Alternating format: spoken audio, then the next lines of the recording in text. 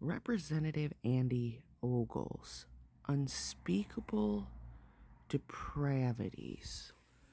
Andy Ogles, Unspeakable Depravities. Depravities, Andy Ogles.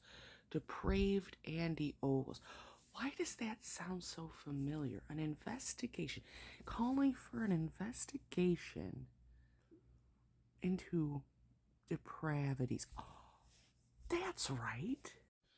In 2014, Representative Andy Ogles' wife allegedly had a stillborn pregnancy, and in response, Representative Ogles set up a GoFundMe, a common thing to do in time of need. However, it caught some attention of an investigation in 2023, not only because Representative Ogles used photos of his stillborn child to elicit donations from people, something I probably wouldn't subject my wife to in the immediate aftermath of losing our baby, having a nice photo shoot to make money off of. Not my kind of depravity personally, but that's not even what the investigation was for. They investigated him because it was discovered that $25,000 was allegedly donated to this GoFundMe, and according to GoFundMe, Ogles himself allegedly retrieved that $25,000 from GoFundMe's coffers at the end of his campaign, and then no garden.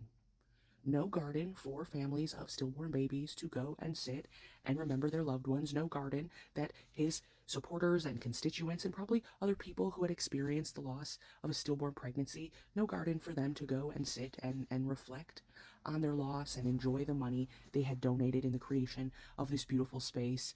Allegedly, they investigated and interviewed multiple people, funeral directors, people with the state, etc., who claimed that they reached out to Ogles in an attempt to help him secure the permits and what he would need in order to develop this memory garden, and he left them all on red for 8 years.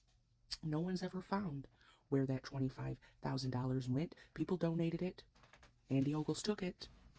No garden. Not a dime accounted for. Now, according to the investigation, a couple people were able to repeatedly threat and demand in order to get refunds on their donation, but most of them were iced out of that process. Seems pretty fucking depraved, honestly. But wasn't there something else? Oh, there was.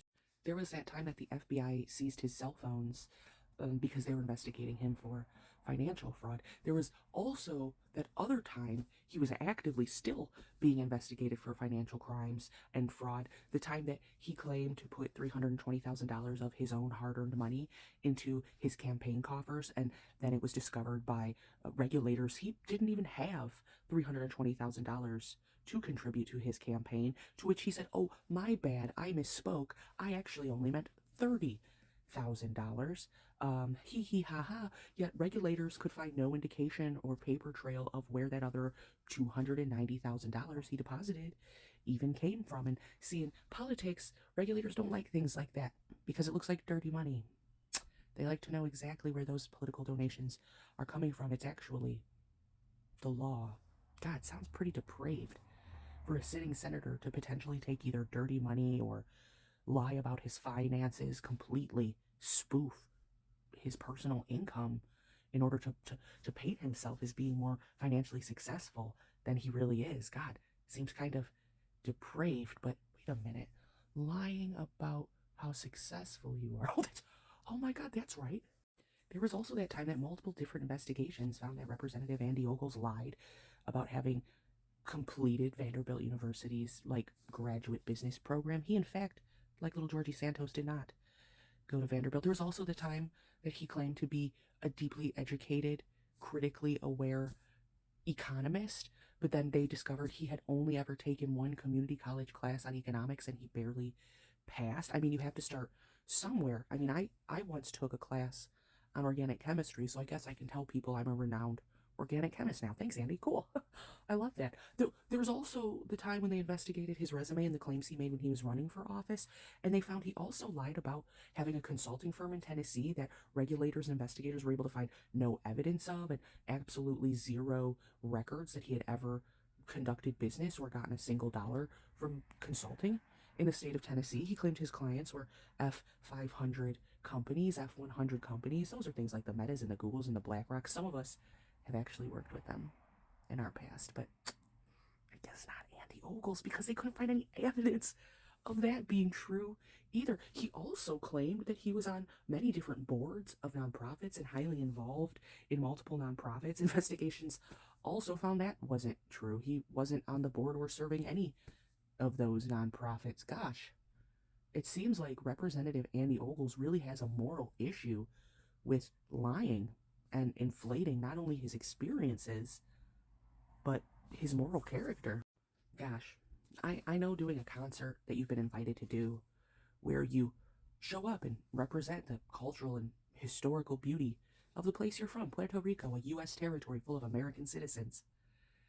And I can get it's confusing when you barely speak English. It's really hard to understand a second language, and I'm sure Representative Andy Ogles doesn't speak any Spanish, and that's okay. He barely matriculated, which means graduated from college, so I can see why this is really hard for him.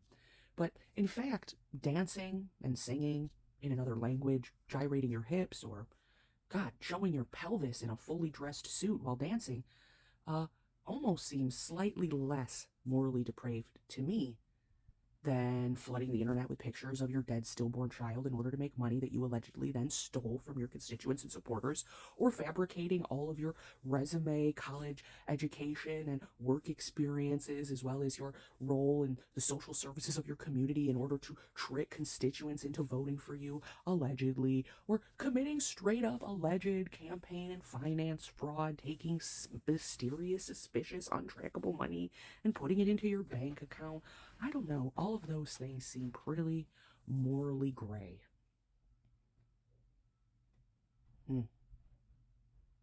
Andy Ogles, Depravity.